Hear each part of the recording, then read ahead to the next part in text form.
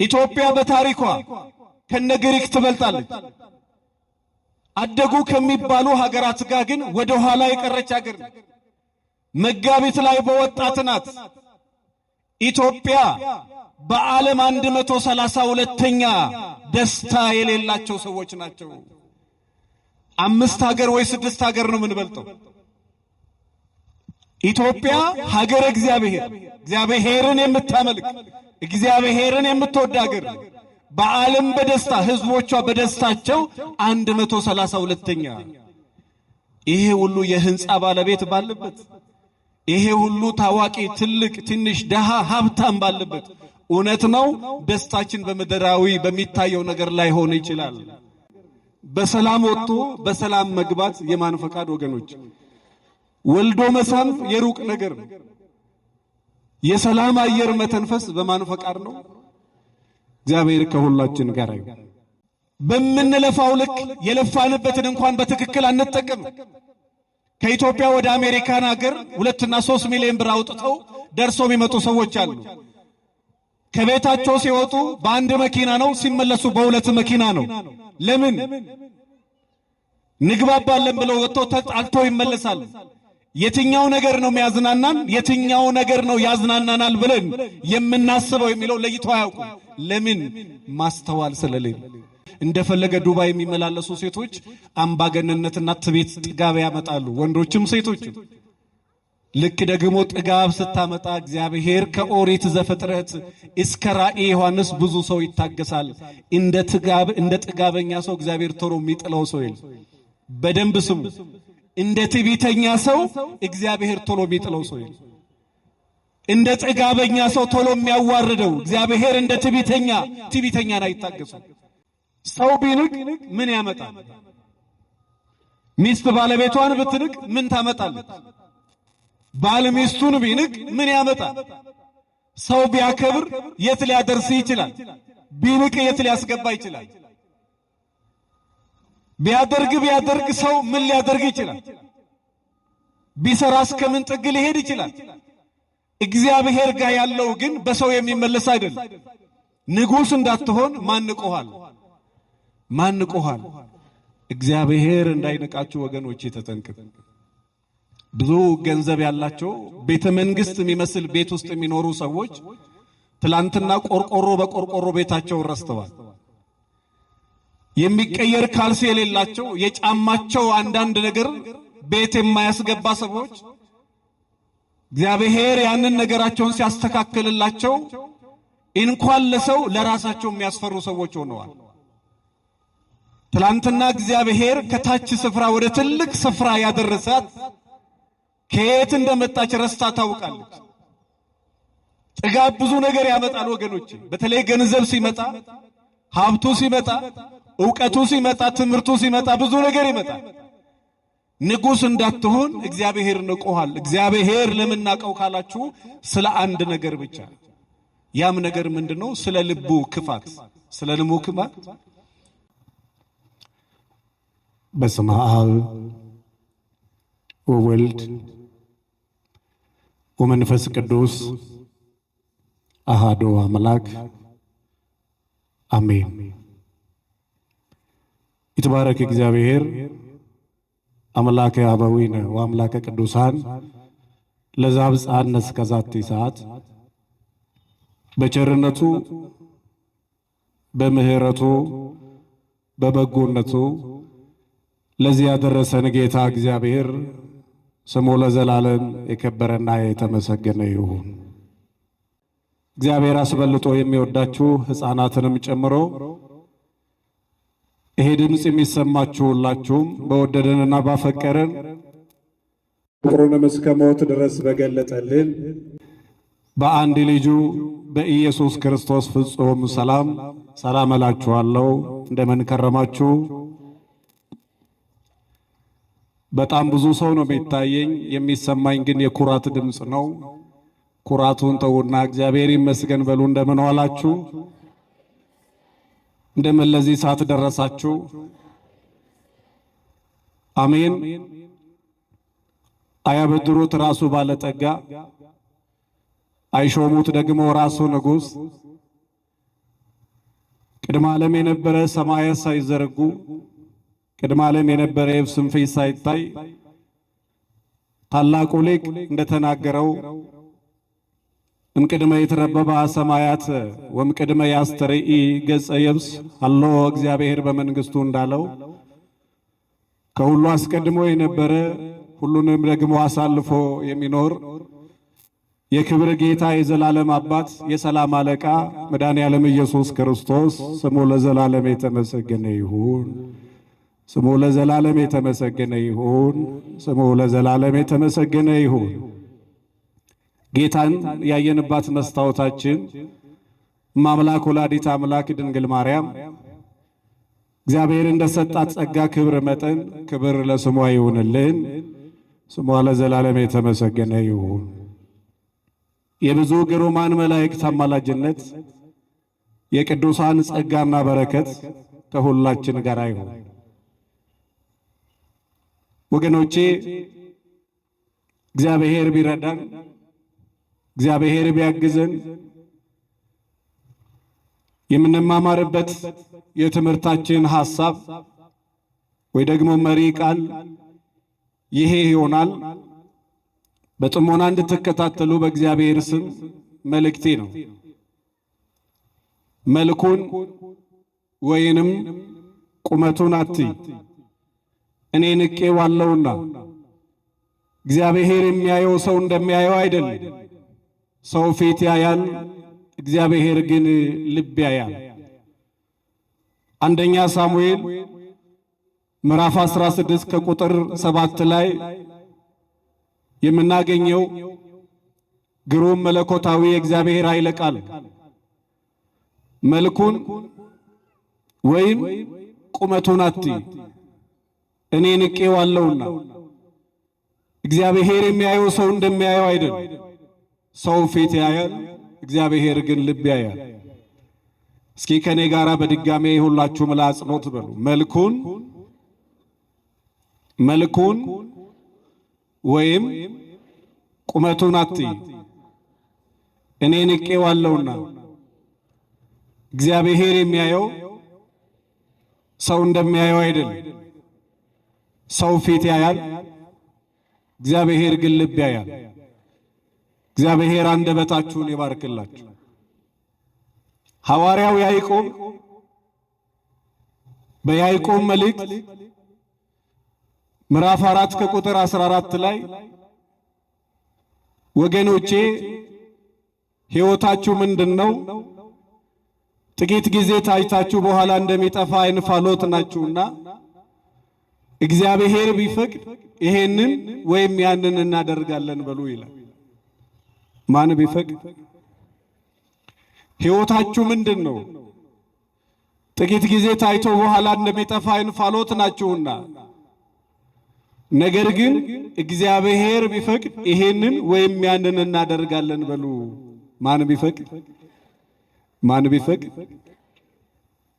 እግዚአብሔር ቢፈቅድ ነግደን እናተርፋለን በሉ። እግዚአብሔር ቢፈቅድ ወልደን እንስማለን በሉ።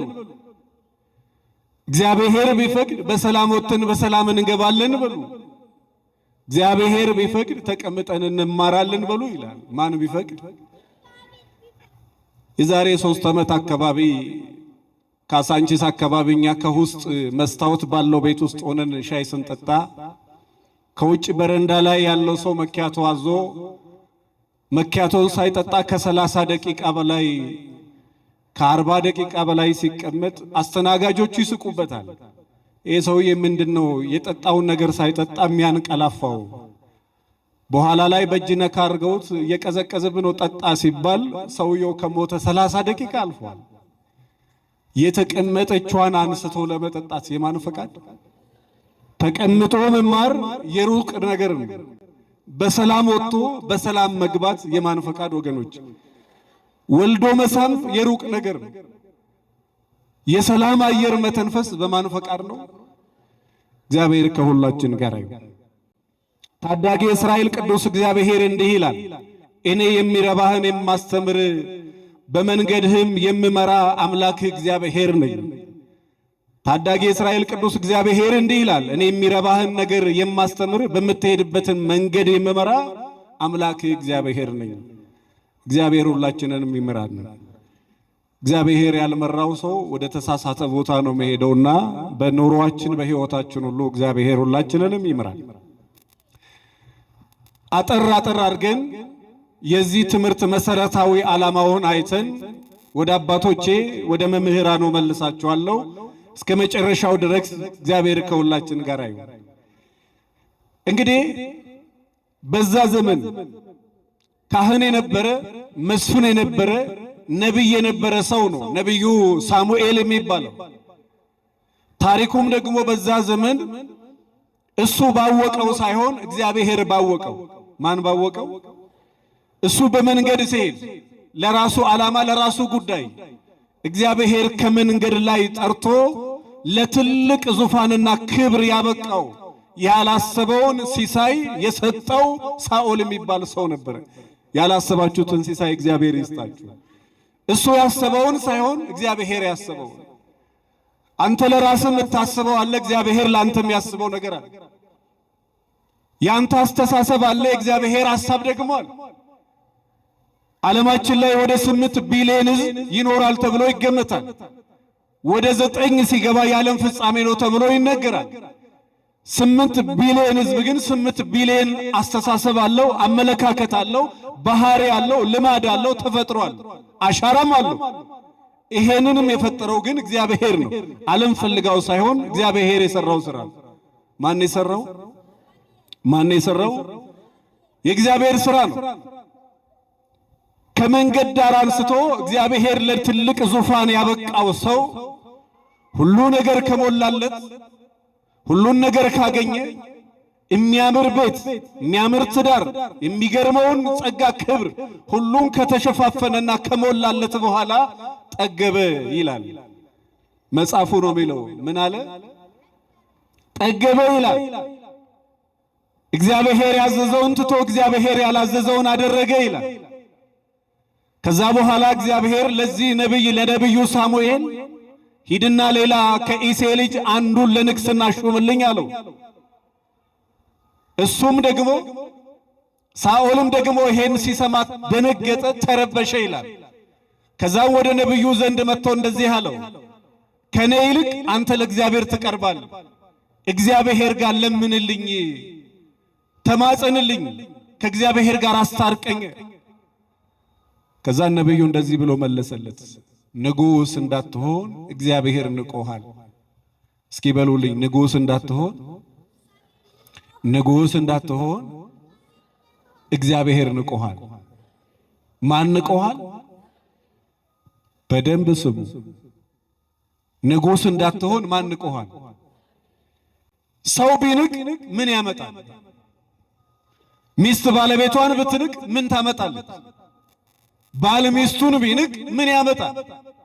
ሰው ቢያከብር የት ሊያደርስ ይችላል? ቢንቅ የት ሊያስገባ ይችላል? ቢያደርግ ሰው ምን ሊያደርግ ይችላል? ቢሰራስ ከምን ጥግ ሊሄድ ይችላል? እግዚአብሔር ጋር ያለው ግን በሰው የሚመለስ አይደለም። ንጉስ እንዳትሆን ማን ንቆሃል? ማን ንቆሃል? እግዚአብሔር እንዳይንቃችሁ ወገኖቼ ተጠንቀቁ። ብዙ ገንዘብ ያላቸው ቤተ መንግስት የሚመስል ቤት ውስጥ የሚኖሩ ሰዎች ትላንትና ቆርቆሮ በቆርቆሮ ቤታቸውን ረስተዋል። የሚቀየር ካልሲ የሌላቸው የጫማቸው አንዳንድ ነገር ቤት የማያስገባ ሰዎች እግዚአብሔር ያንን ነገራቸውን ሲያስተካክልላቸው እንኳን ለሰው ለራሳቸው የሚያስፈሩ ሰዎች ሆነዋል። ትላንትና እግዚአብሔር ከታች ስፍራ ወደ ትልቅ ስፍራ ያደረሳት ከየት እንደመጣች ረስታ ታውቃለች። ጥጋብ ብዙ ነገር ያመጣል ወገኖቼ። በተለይ ገንዘብ ሲመጣ፣ ሀብቱ ሲመጣ፣ ዕውቀቱ ሲመጣ፣ ትምህርቱ ሲመጣ ብዙ ነገር ይመጣል። ንጉስ እንዳትሆን እግዚአብሔር ንቆሃል። እግዚአብሔር ለምን ናቀው ካላችሁ ስለ አንድ ነገር ብቻ። ያም ነገር ምንድነው? ስለ ልቡ ክፋት።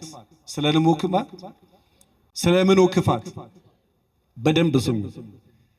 የትምህርታችን መሰረታዊው ዓላማ ከመጀመሪያም እስከ መጨረሻው እግዚአብሔር የሚወደውን አንድ ነገር ተምረን እንድንሄድ፣ እግዚአብሔር የሚጠላውን አንድ ነገር አስተውለን እንድንሄድ ከዛ በኋላ በኑሯችን ሁሉ አንድ ትልቅ ለውጥ እንድናመጣ ነው ወገኖች። እቺ ሀገር እነ ሶቅራጥስን ከወለደ ከነግሪክ በላይ ታሪክ አላት። ኢትዮጵያ በታሪኳ ከነግሪክ ትበልጣለች። አደጉ ከሚባሉ ሀገራት ጋር ግን ወደ ኋላ የቀረች ሀገር ነው። መጋቢት ላይ በወጣት ናት ኢትዮጵያ በዓለም 132ኛ ደስታ የሌላቸው ሰዎች ናቸው። 5 ሀገር ወይ 6 ሀገር ነው የምንበልጠው። ኢትዮጵያ ሀገር እግዚአብሔርን የምታመልክ እግዚአብሔርን የምትወድ ሀገር በዓለም በደስታ ህዝቦቿ በደስታቸው 132ኛ። ይሄ ሁሉ የህንፃ ባለቤት ባለበት፣ ይሄ ሁሉ ታዋቂ ትልቅ ትንሽ ደሃ ሀብታም ባለበት፣ እውነት ነው ደስታችን በምድራዊ በሚታየው ነገር ላይ ሆነ ይችላል። ነገር ግን ወደፊት የነበርነው ወደ ኋላ እንድንቀር ያደረገን ምንድነው? የእግዚአብሔር ሐሳብ ነው? የራሳችን ሥራ ነው? ወይስ ያልገባን ነገር አለ? እሱን ለማስተዋል እግዚአብሔር ይርዳን ወገኖቼ። ንጉሥ እንዳትሆን ማን ንቆሃል አለው? እግዚአብሔር ንቆሃል። ንጉሡ ሳኦልን እግዚአብሔር ለምን ናቀው ካላችሁ ስለ ልቡ ክፋት። እቺን ቃል በደንብ ያዙልኝ። ስለ ምኑ ክፋት? ስለ ምኑ ክፋት? ስለ ልቡ ክፋት። ከኦሪት ዘፍጥረት እስከ ራእየ ዮሐንስ ካነበባችሁ እግዚአብሔር አንድ ነገር ይወዳል፣ አንድ ነገር ደግሞ ይጠላል። እግዚአብሔር የሚጠላው የለም። ነገር ግን እግዚአብሔር ሰውን ሁሉን ቢወድ እንኳን ሰውን በይበልጥ ስለምን ይወዳል ካላችሁ ስለ ልቡ ንጽህና እግዚአብሔር ይወዳል። ማን ይወዳል? ልቡ ንጹህ የሆነውን ሰው። ሕፃናትን ለዛ ነው እግዚአብሔር የሚወዳቸው። ልቡ ንጹህ የሆነውን እግዚአብሔር አስበልጦ ይወዳል። አንድ እግዚአብሔር ያልወደደ በእግዚአብሔር ፊት ሞገስ ያላገኘ ሰው ለምን ሞገስ አያገኝም ካላችሁ ስለ ልቡ ክፋት። ልብ በእግዚአብሔር ፊት ቀና ካልሆነ እንኳን ሌላ ቀርቶ የአብራኪ የሆነችዋ ልጅ አትታዘዝም። ወገኖች የሰራተኛ አይታዘዛችሁ። የእናንተ ልብ ለእግዚአብሔር ካልታዘዘ ልትሰራ ትችላለህ፣ ልትደክም ትችላለህ። ሚስት አመፀኛ ነው የምትሆነው። ሚስት አመፀኛ ሳትሆን ወዳጄ ያንተ ልብ ለእግዚአብሔር ያመፀቀን ሚስት አትታዘዝም። ባለቤትሽ የማይታዘዘው ከምን የተነሳ ነው? ልብሽ አመፀኛ ሲሆን። እግዚአብሔር ልባችንን ይመልስልን። አጠራጠር ያሉ አንዳንድ ጥቅሶችን እናነሳለን። የሐዋርያት ሥራ ምዕራፍ 5 ከቁጥር 3 ላይ ሐናንያ ሆይ መንፈስ ቅዱስ ተዋሽና ከመሬት ሽያጭ ላይ ታስቀር ዘንድ ሰይጣን ልብህን ስለምን ሞላው? ሰይጣን ሲቆጣጠር መጀመሪያ የሚቆጣጠረው ልብህን። ከዛ በኋላ ሌሊቱን ሙሉ በጭፈራ ቤት እያደርክ 11 ሰዓት ልጆች ትምህርት ቤት ለመሄድ ሲነሱ አንተ ከመጠጥ ቤት ትገባለህ። እንደዚህ ደግሞ የተዋረደ ህይወት ከመኖር እግዚአብሔር ይሰውራችሁ። በህይወት አሉ አይባልም። ሰው ወደ ቤት ሲገባ እነሱ ከቤት የሚወጡ፣ ሰው ከቤት ሲወጣ ደግሞ ወደ ቤት የሚገቡ ሰዎች በህይወት አሉ አይባልም። በህይወት አላትለው ሲጠጣ አድሮ የገባውን ሰው የሚጠጣም ሰው አያስተምር። እኛም ደግሞ መድረክ ያለን ሰው የሚጠጣ ሰው እንዴት አትጠጡ ብሎ ያስተምራል። ለማስተማር መጀመሪያ እሱ መጠጥ መተው አለበት። ልጆቻችን ከኛ የማይሰሙት እኛን አርያ ምሳሌ አድርጎ የማይቀበሉት ከምን የተነሳ ነው ካላችሁ የምንናገረውና ቃላቶቻችን አይዋሃዱ። ዜማዎቻችንና ግጥሞቻችን አንድ ላይ አልተዋሃዱም። ከዛ ስንዘምርባቸው ለየብቻ ናቸው። ልብ ሰንጥቆ አይገቡም። ለዛ ነው ዘመናት በፊት የነበሩ መዝሙሮት አጥንት የሚያለመልሙት። ለምንድነው ካላችሁ ዜማው፣ ግጥሙ፣ ንግግሩ፣ ለዛው እያንዳንዱ አጥንት ሰርስሮ ይገባል። ስትናገር አንተ ራሱ በደንብ ካልተዋሃደ ባለቤትህን እወድሻለሁ ስትላት አይዋጥላትም። አንተ ጋር ራሱ አልተዋሃደ። እኔ ለአንተ ታማኝ ነኝ ብላ ስትነግር የማትታመን ሴት ያስታውቅባታል። የሚያውቁ ሰዎች ያውቁባታል። አልተዋሃዳትም። እመነኝ ብሎ ማለትና መታመን ሰማይና ምድር ይለያያል። አንዳንድ ሰዎች እመኑኝ ብሎ ይከራከራሉ፣ ግን እነሱ ታማኝ አይደሉም። ለማመን እኮ መታመን አለባቸው። ራሱ መዋሃድ አለበት ከነሱ ባህሪ ጋር። ሰይጣን መጀመሪያ ሲቆጣጠር ምንን ይቆጣጠራል? ልብን። እግዚአብሔርም ከወደደ አንድ ነገር ይወዳል። ምን ይወዳል? ንጹሕ ልብን ምንን ወገኖቼ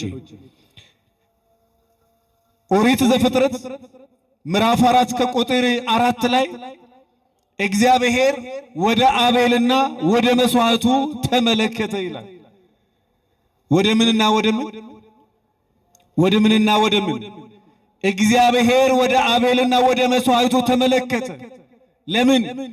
አቤል ለእግዚአብሔር መስዋዕት ያቀረበው በንጹሕ ልብ ስለነበር። ልቡ ንጹሕ የሆነ ሰው ለእግዚአብሔር ቅርብ ነው። እግዚአብሔር የተሰበረ ልብ የተሰበረ መንፈስ ስለሚሆን ለእግዚአብሔር መስዋዕት ማቅረቢያ መስዋዕት ለእግዚአብሔር የምንሰዋበት ልብ ነው። ልብ ንጹሕ ካልሆነ ምንም ብትጨው በደም ለውሰ ለእግዚአብሔር ብታቀርብ ለእግዚአብሔር ምኑ ማይል ነጠላ ብለብስ ባስተምር ብታስተምሩ ብትናገሩ ከንቱ ድካም። መጀመሪያ ምን መስተካከል አለበት? ምን መስተካከል አለበት? ልብ መስተካከል አለበት።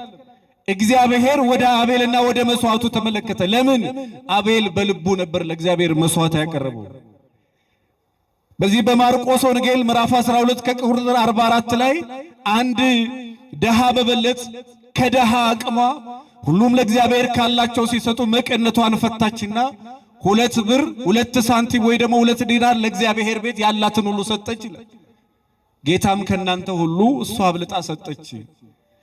የተሻለ ሰጣ አይደለም የሰጠችው ከልቧ ስለሆነ ከምኗ ስለሆነ ከልቧ ስለሆነ ወገኖቼ ከልብ የሆነ ምስጋና እዚህ እንኳን እኔ ታዘባለሁ። ከልብ ሆኖ የሚሰሙ ሰዎች ያስታውቃል። አንዳንዶቹ አሉ የሉ እያሉ የሌሉ ነው። በሰው ደረጃ እንኳን ይሄን አልተረዳል እንኳን በእግዚአብሔር ደረጃ እያሉ በራሳቸው ዓለም ያሉ አሉ እያሉ ደግሞ የሌሉ ሰዎች አሉ። ያላትን ሁሉ ለእግዚአብሔር ቤት ከሁሉ አስበልጣ እሷ ሰጠች። ለምን? ከልቧ ስለሰጠች። ከምኗ ስለሰጠች? የሉቃስ ወንጌል ምዕራፍ 8 ከቁጥር 44 ላይ 12 ዓመት ሙሉ ደም ሲፈሳት የነበረች ሴት አለች። ስንት ዓመት? ስንት ዓመት? ሴቶች እህቶቼ በወራዊ ነገራቸው ላይ በወሩ ግዳጅ ላይ ከመምጣቱ በፊት እየመጣ ያለ ካለፈ በኋላ የተወሰነ የባህሪ ለውጥ እናንተ ላይ ሊታይ ይችላል። ባሎቻችሁ ላይ ይረዱት ይችላል። ከሰውነት ደም ሲወጣ እንዴትም ሆኖ ህመም አለመሰማት አይችልም። እግዚአብሔር ማስተዋል የሰጠው ወንድ ምናልባት ይሄን ሊረዳት ይችላል። 12 ዓመት ሙሉ ደም እየፈሰሳት ማን ያኖራት ነበር? ማን ያኖራት ነበር? በጣም በሚያስደነግጥ ሁኔታ ደሞዛችሁና ኑሯችሁ የማይገናኝ ልጆቻችሁን ግን የምታስተምሩ ሰዎች የማንን ቸርነት ታያላችሁ? የማንን ቸርነት? እንደኛ ስንፍና እንዳይመስላችሁ። እንኳን 8 ሰዓት ልንሰራ 8 ሰዓት በትክክል የመስራት አቅም የለን። የሥራ ሞራል፣ የሥራ ባህል፣ ስራን የሚያበረታታ ባህል እንኳን የለን። በጣም ብዙ ነገር ይቀረናል ወገኖች። በምንለፋው ልክ የለፋንበትን እንኳን በትክክል አንጠቀም። ከኢትዮጵያ ወደ አሜሪካን ሀገር 2 እና 3 ሚሊዮን ብር አውጥተው ደርሰው የሚመጡ ሰዎች አሉ። ከቤታቸው ሲወጡ በአንድ መኪና ነው፣ ሲመለሱ በ2 መኪና ነው። ለምን? ንግባባለን ብለው ወጥተው ተጣልተው ይመለሳሉ። የትኛው ነገር ነው የሚያዝናናን? የትኛው ነገር ነው ያዝናናናል ብለን የምናስበው የሚለው ለይቶ አያውቁ። ለምን? ማስተዋል ስለሌለ። ምን ስለሌለ? ምን ስለሌለ? ጠቢቡ ሰለሞን እግዚአብሔርን አንድ ነገር ለምን የምትፈልገውን ሁሉ ጠይቀኝ ላድርግልህ ብሎ እግዚአብሔር ሲጠይቀው ምን ልስጥ? ጥበብንና ማስተዋልን። እስኪ በሉ ጥበብንና ማስተዋልን እግዚአብሔር ለሁላችን ይስጠን። ገንዘብ አይጎለንም ወገኖቼ። በቂ ገንዘብ ባይሆንም እንኳን ለራሳችን የሚያንስ ነገር የለም። ችግራችን ግን ጥበብ ይጎለናል። ጥበብ የጎደለው ሰው ደግሞ አስተሳሰቡ ላይ፣ አቀማመጡ ላይ፣ አለባበሱ ላይ፣ አነጋገሩ ላይ፣ አካሄዱ ላይ ጥበብ የጎደላት ሴት እንደሆነ ታስታውቃለች። አነጋገር ላይ፣ አካሄድ ላይ፣ አለባበስ ላይ ጥበብ የጎደለው ሰው እንደሆንክ ያስታውቅባል። ገንዘብ ቢጎል ኪስ ላይ ታውቃለህ። ጥበብ ቢጎል ግን ስራ ላይ ያስታውቃል። ማስተዋል የጎደለው ሰው ደግሞ ስራዎቹ ላይ፣ ማስተዋል የጎደለው ሰው ስራ የሚሰራውን ስራ ይሰራል። እግዚአብሔር ጥበቡንና ማስተዋሉን ይስጠን። ይሄንን አሁን የተናገርኩትን የምትፈልጉ ከሆነ መጽሐፍ ቅዱስ አትለምኑምና አትቀበሉም ይላል። ለምኑ ይሰጣቸዋል፣ መዝጊያውን ክፈቱ ምቱ ምን ይባልላቸዋል? በር ላይ ቁሙ አላለም። መዝጊያውን ምቱ፣ ከዛ ምን ይባልላቸዋል? ይከፈትላቸዋል። 12 ዓመት ሙሉ ደም ይፈሳል። እግዚአብሔር ግን ያኖራት ነበር። ማን ያኖራት ነበረ? ማን ያኖራት ነበር? ባለሀብቶች እዚህ ውስጥ ካላችሁ በደንብ ስሙኝ። ገንዘብ እየኖረክ ሲመጣ በገንዘብ ታክመ መዳን ትችላል። በገንዘብ መግዛት የሚገባውን ትልቅ የሚባሉ ሰዎች ትገዛለ። በገንዘብ ብዙ ነገር ታረጋለ። ከሁሉም መንገድ በገንዘብ ትወጣለ። ከዛ በኋላ በገንዘብ ሁሉን ነገር ማድረግ እንደምትችል ይሰማል። እምነት ከዛ እየሞተ ይመጣል። የ16 ሚሊዮን ብር ሊዮፓርድ መኪና ልትነጂ ትችያለሽ። ከዛ በኋላ አምባገነን እየሆንሽ የፌሚኒስት አይነት ስሜት እየኖረሽ ይመጣል። ነጠላ መልበስሽ ግን አይቀርም። ሐሳብሽ፣ ስሜትሽ፣ ሰውነትሽ ተቀይሯል። ነኝ ነው የምትዩ፣ ነኝ ያልሽውን ግን አይደለሽም። ነኝ ነው የምትለው የሆንከውን ነኝ ያልከውን ግን አይደለም። ውስጥ ተቀይሯል፣ ሐሳብ ተቀይሯል። እንደ ተቀየርክ ላንተ አይሰማህም። የሚያይ ሰው የምታይ ሚስት ግን ትናገራለች። ምናልባት ባለጠጋ ሰዎች እዚህ ውስጥ ካላችሁ ገንዘብ እያደገ ሲመጣ ሳታውቀው የሆነ ባህሪ ዲቨሎፕ እያረክ ትመጣል። በቃ እችላለሁ አለኝ፣ በገንዘብ ሁሉን ገዛለሁ። ሰውም ደግሞ እዚህ ሀገር እንደምታውቁት ነው፣ ገንዘብ ካላችሁ ሁሉን ጠብር ግፍ ይላል። ተሳስተሃል የሚል የለም። የማይሆን ባህሪ ሁሉን ነገር እየገዛሽ እንደፈለገ ዱባይ የሚመላለሱ ሴቶች አምባገነንነትና ትዕቢት ጥጋብ ያመጣሉ፣ ወንዶችም ሴቶችም። ልክ ደግሞ ጥጋብ ስታመጣ እግዚአብሔር ከኦሪት ዘፍጥረት እስከ ራእየ ዮሐንስ ብዙ ሰው ይታገሳል። እንደ ጥጋበኛ ሰው እግዚአብሔር ቶሎ የሚጥለው ሰው የለም። በደንብ ስሙ። እንደ ትዕቢተኛ ሰው እግዚአብሔር ቶሎ የሚጥለው ሰው የለም። እንደ ጥጋበኛ ሰው ቶሎ የሚያዋርደው እግዚአብሔር እንደ ትዕቢተኛን አይታገሱም። ሳጥናኤልም እኔ ፈጠርኳቸዋል በቃ ተመት። ናቡከደነጾር የሚባል ንጉስ እውነትም ገናና እውነትም የሚያስፈራ ንጉስ ነበረ። እንደናንተ ህዝብ ተቀምጦ አነጻ ፀሐይ ማውጣው ማስገባ ነኝ እኔ ነኝ የፈጠርኳቸው አለ። እግዚአብሔር አይምሮውን መታው ይላል። ምኑን መታው? ለማይረባ አይምሮ አሳልፎ ይሰጣቸዋል የተባለ እና አይምሮውን መታው። ወንበር ላይ ሊቀመጥ ሲል ጥፍር አውጥቶ ጫካ ገብቶ 7 ዓመት ሳር እንዲግጥ እግዚአብሔር አደረገው። እግዚአብሔር ግን መሐሪ ነው። ማን መሐሪ ነው? ከ7 ዓመት በኋላ እግዚአብሔር ልቤን መለሰልኝ። እስኪ በሉ ልቤን መለሰልኝ። ምን መለሰልኝ? ዋልቦ ማለክት ለመንግስቱ ወመኩናኑን ለትውልደ ትውልድ። ሰባኪዎች እንደሰበኩላችሁ እኛ እንደተናገርንላችሁ አይደል? እግዚአብሔር መሐሪ ነው። ማን መሐሪ ነው? ማን መሐሪ ነው? እንደ ምሕረቱ ባይሆን ማን በእግዚአብሔር ፊት ይቆማል? ጠዋትና ማታ ጽንስ በማስወረድ እቺ ሀገር እኮ በቀን ከ2900 እስከ 4100 ጽንስ በማህፀን ይገደላል። ይሄ ሀገር የ14 ዓመት ህፃናት ሆስፒታል የወሊድ መከላከያ መድኃኒት ይወጣሉ። በሚሊዮን የሚቆጠሩ ህፃናት የሴክሹዋል ፊልም ማታ ይመለከታሉ። ወላጆቻቸው አያውቁም። ወላጆቻቸው መጨቃጨቅ ላይ ነው ያሉት። ባል ሆቴል ቤት ነው ሲጠጣ የሚያድረው፣ ትልቅ ሆቴል። እግዚአብሔር ማስተዋሉን ይስጥ። እንደኛ ስራ ሳይሆን እንደ እግዚአብሔር ቸርነት አለ። እንደማን ቸርነት እንኳን ነጠላ ሊያስለብስ ወገኖቼ፣ የናንተም የኔም ስራ እግዚአብሔር ብቻ ግን ስለሚያውቀው። ማን ስለሚያውቀው? እኔ ብቃት አለኝ እኔ ንጹህ ነኝ የሚል ሰው አለ? እኔ ምንም የለብኝም በጣም ደህና ነኝ የሚል ሰው አለ ከናንተ ውስጥ? አረ የለም። እንደማን ምህረት? መጽሐፍ ቅዱስ እግዚአብሔር በምህረቱ ባለጠጋ ነው ይላል። በምኑ ባለጠጋ ነው? እግዚአብሔር በምህረቱ ባለጠጋ ነው። እግዚአብሔር በመማር ደስ ይለዋል፣ ይቅር በማለት ደስ ይለዋል። እንዲሁ ይምራል። ዓለሙን እንዲሁ ወዶታልና። ምን ብሎታልና? ዓለሙን እንደዚሁ ወዶታልና። የሚወደድ ምንም ለዛ ሳይኖር፣ መልክ ሳይኖር፣ ዕውቀት ሳይኖር፣ ጥበብ ሳይኖር እንዲሁ ወዶታልና። ዓለሙን እንዲሁ ስለወደደ ነው በዕለተ ዓርብ በቀራኔው አደባባይ ላይ እንደ በሬ ቆዳ የተወጠረው። ዓለሙን እንዲሁ ስለወደደ ነው 6666 ጊዜ የጀርባው ሥጋ አልቆ አጥንቱ እስከሚታይ ድረስ የተገረፈው። እንዲሁ ስለወደደ ነው 72ቱን በራሱ ላይ ያሉ የእሾህ አክሊል የሥነ ዕፅዋት ተመራማሪዎች ኢየሱስ ክርስቶስ በዚህ በራሱ ላይ የደፋውን አንዷን ነቀሉና ሪሰርች ይሰሩበት። ምናልባት ኮንስትራክሽን እንትን ላይ ያላችሁ ሰዎች ታውቃላችሁ። ያ ኢየሱስ ክርስቶስ በራሱ ላይ የደፋው የሾህ አክሊል አንዷ የሥነ ዕፅዋት ተመራማሪዎች ነቀሏትና ጥናት ሰርተው ኢየሱስ ክርስቶስ በራሱ ላይ የደፋው አንዷ ከሚስማር 2 እጥፍ ትጠነክራለች። ይሄኛውን የአእምሮ ክፍል በስቶ ወደ ውስጠኛው የአእምሮ ክፍል እስከሚገባ እስከሚሰማው ድረስ ያመው ነበር። የደም ነጠብጣብ በዓለማችን ብዙ ግፍ የደረሰባቸው ሰዎች አሉ። ኢየሱስ ክርስቶስ የመጀመሪያውም የመጨረሻው። ኢየሱስ ክርስቶስ ጀርባውን የተገረፈበትን እነዛን አንስተው ግንብ 100 ጊዜ አይደለም 10 ጊዜ ሲመት ግንቡ ተነቃቀለ። ማን ነው በዛ ዘመን በዚህ የተገረፈው እስከሚሉ ድረስ በዋጋ ተገዝታችኋልና የራሳችሁ አይደላችሁም፣ የተገዛችሁት ደግሞ በደም ዋጋ ነው።